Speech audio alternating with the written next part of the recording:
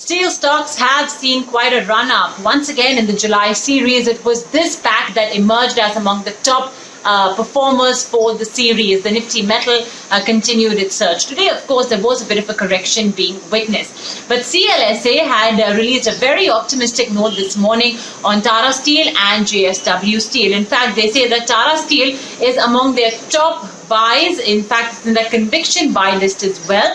They've kept their target price for the counter at 1,750 rupees, which means it has been up from their previous target of 1,450 rupees. Now remember that in the last few weeks, we've been seeing a bit of a correction come by in regional and in domestic steel prices. The reason being, as Mr. Rao as well told us, is that this is a seasonally weak time for steel demand.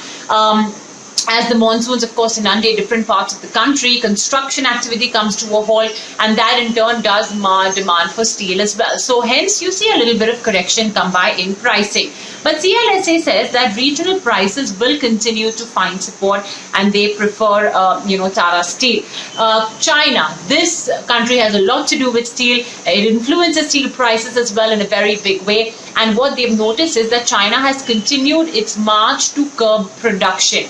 Remember that China is in a decarbonization drive right now, so they've been cutting down steel production, which is a very, very polluting industry.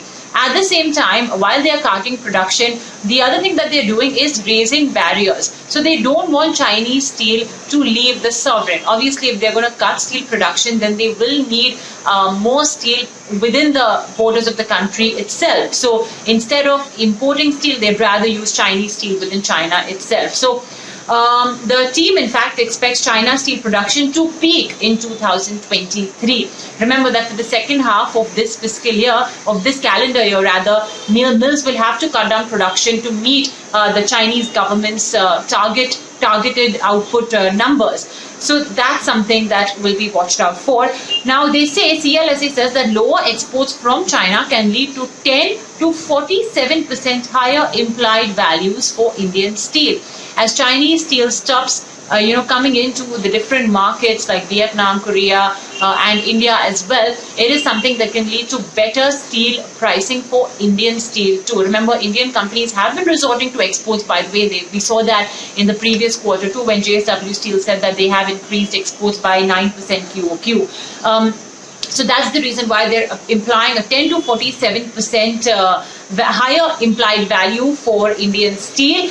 They maintain an outperform, by the way, for JSW Steel as well, whose target price they've kept at 810 rupees per share. But they say that Tata Steel is on CLSA India's focus buy list.